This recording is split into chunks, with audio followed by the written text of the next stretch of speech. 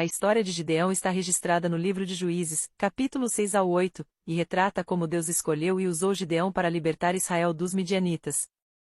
O povo de Israel estava vivendo um período de opressão sob os midianitas por causa de sua desobediência a Deus.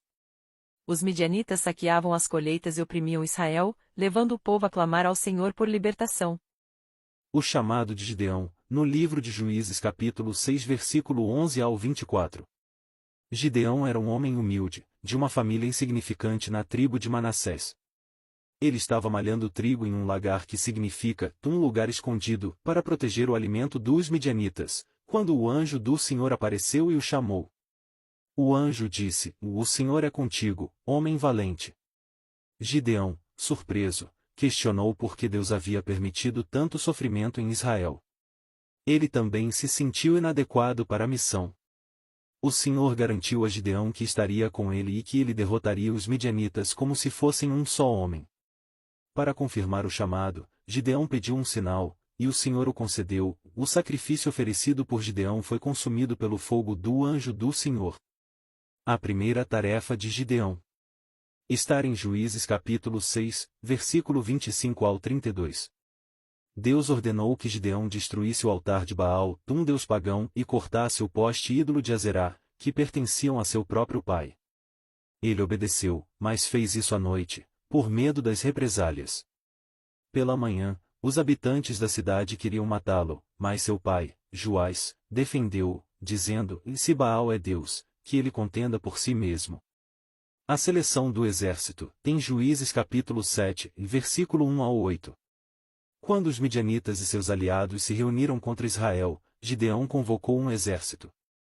Contudo, Deus disse que o exército era grande demais, para que Israel não se gloriasse dizendo que a vitória veio por sua própria força.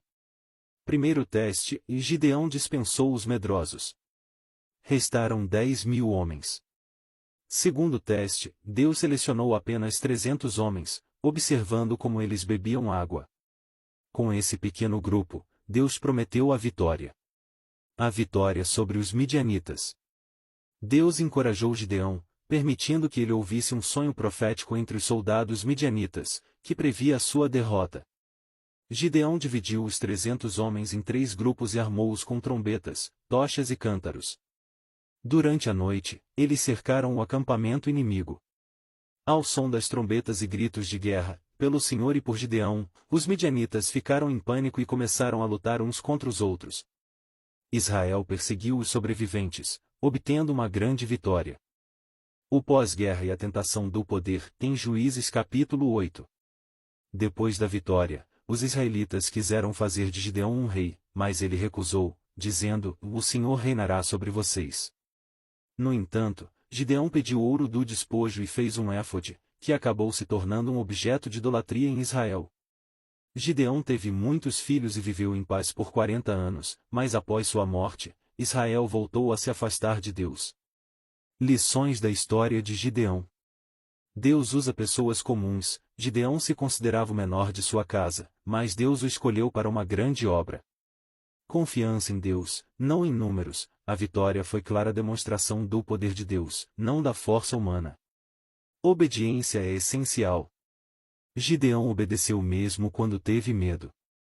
Cuidado com as tentações após a vitória. O éfode feito por Gideão se tornou uma armadilha para Israel.